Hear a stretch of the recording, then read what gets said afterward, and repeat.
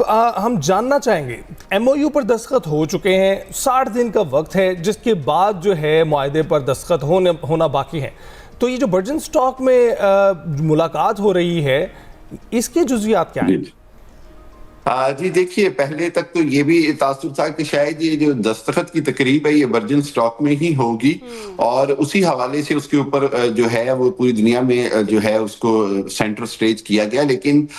چونکہ president Trump نے اور مسعود پزشکان ایران نے اور پاکستان کی میڈیشن میں انہوں نے فیصلہ کیا کہ ہم اس کو ڈیجیٹلی سائن کر لیتے ہیں, اور اس کے بعد پھر جو مذاکرات جو 60 دن کے لیے شروع ہونے ہیں ایک طرح سے اس کا باقاعدہ آغاز اور اس کی جو باقاعدہ انوگریشن ہے وہ اب جو ہے وہ ورجن سٹاک میں ہوگی ادھر سوئٹزرلینڈ میں, اور وہاں سے ان مذاکرات کا آغاز ہوگا جس کا مقصد ان 60 دنوں کے اندر یورینیم کی افزودگی سمیت جتنے بھی معاملات ہیں, چاہے وہ آبنہ ہرمز کا مستقبل میں ٹیکس یا ٹیرف کا معاملہ ہو, ایران پر پابندیاں ہٹانے کا فائنل ایک ڈرافٹ ہو, اور سب سے بڑی بات یہ ہے کہ خطے کے اندر امریکی فوجوں کے جانے کے حوالے سے بات چیت ہو, اس کے اوپر اب یہ بات چیت شروع ہوگی. اور وہاں پر جو جمعے سے یعنی کہ کل سے اس کے اوپر بات چیت کا ایک آغاز ہوگا, اور اس کو آفیشیلی پاکستان ہوسٹ کرے گا. اور اس ایم او یو کو بھی آپ کو پتا ہے کہ اسلام آباد ایم او یو کا ہی نام دیا جا رہا ہے, اور اس کی مقصد صرف یہ کہ پوری دنیا کو یہ بات پتا ہے. اور میں سمجھتا ہوں کہ آج جہاں جہاں بھی اس ایم او یو کے بارے میں بات ہو رہی ہے وہاں پاکستان کے کردار, فیلڈ مارشل صاحب کے کردار اور پرائم منسٹر شہباز شریف صاحب کے کردار کے اوپر ساری بات ہو رہی ہے. اور پھر وہیں پر آج جہاں پر ہم سب جانتے ہیں کہ سپوائلر جو ہے وہ اسرائیل ہے, اس کے حوالے سے ابھی بھی خدشات جو ہیں وہ بڑی واضح طرف آ رہی تھی. جس سپوائلر کا آپ ذکر کر رہے ہیں ہمیں پتہ ہے کہ وہ باز آنے والوں میں سے نہیں ہے, لیکن اس کیس میں جب امریکہ کی سپورٹ اور جو پوری بیک ہے وہ فراہم نہیں کی جائے گی اسرائیل کو امریکہ کی طرف سے, تو پھر کیا دیکھتے ہیں آپ کہ واقعی اسرائیل رک جائے گا؟ کیونکہ ایران نے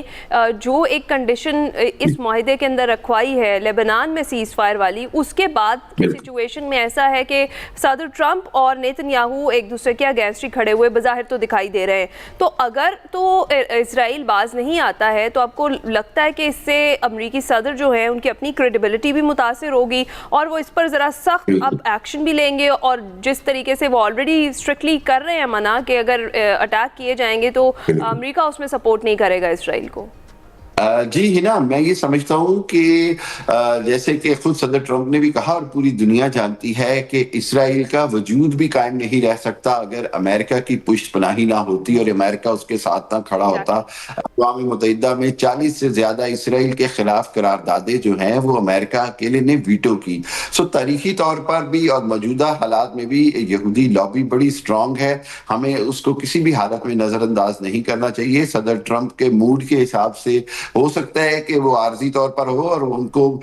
جو ہے وہ کہیں نہ کہیں نیتن یاہو کا ساتھ دینا پڑے, اور یہ بڑی بدقسمتی ہوگی. میں یہ سمجھتا ہوں کہ اب ہم ایون اگر اسرائیل اس معاہدے کی خلاف ورزی کرتا ہے تو ایران کو جوابی کارروائی کا پورا حق ہونا چاہیے, اور اس جوابی کارروائی کے اندر اگر امریکہ مداخلت نہیں کرتا تو یہی بہت بڑا اسرائیل کے لیے جھٹکا ہوگا اور اسرائیل کو بڑا نقصان پہنچایا جا سکتا ہے. ایک چیز ہمیں سمجھنی ہوگی وہ یہ ہے کہ اس معاہدے کے اندر لبنان کا ذکر ہونا اور لبنان کا سیز فائر میں شامل ہونا ایران کی بہت بڑی کامیابی ہے, اور ایران نے میں سمجھتا ہوں کہ ان 14 نکات میں بہت بڑا لیوریج حاصل کیا ہے. اور بظاہر جہاں امریکہ اپنی کامیابی کے دعوے کر رہا ہے وہاں سب سے بڑی بات یہ کہ ایران کو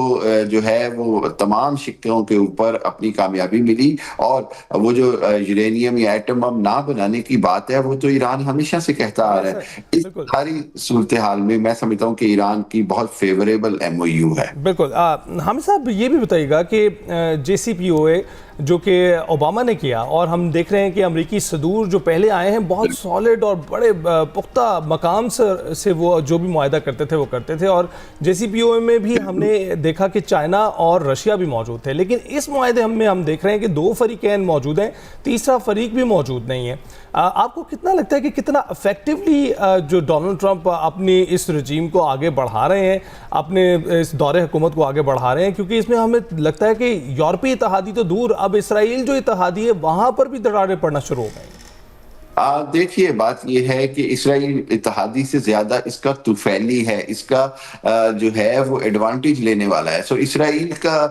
تو میں سمجھتا ہوں کہ خود امریکہ کو انشور کرنا ہوگا کہ وہ اس معاہدے پر عمل درآمد کرے. یہ معاہدہ جو ہے بڑا نازک ہے، اور میں بار بار مختلف چینلز پہ ایک ہی بات کر رہا ہوں کہ اگین اب ایک نیا امتحان ہے پاکستان سمیت ان تمام ثالث اور مذاکرات کار ممالک کا بھی، کہ اس ایم او یو کو معاہدے کی ختمی شکل تک پہنچانا. یعنی کہ یہ معاہدہ جو ہے یہ مستقل جنگ بندی میں یہ تبدیل ہوتا ہے تو ہی سب سے بڑی کامیابی ہوگی، جہاں ابھی بہت سارے مراحل رہتے ہیں، اور ان مراحل کے اندر بات چیت فائنل ہونا یورینیم کے حوالے سے، ایران پر پابندیوں کے حوالے سے، آپ نے ہرمز پر ٹیکس کے حوالے سے، مستقبل کی تجارت کے حوالے سے، مستقبل کے فوجی اڈوں کے حوالے سے بہت سارے معاملات ہیں. اور ایران کے بیلسٹک میزائل پہ بات ہو رہی ہے، اس پہ ایران کوئی کمپرومائز نہیں کرے گا. میں یہ سمجھتا ہوں کہ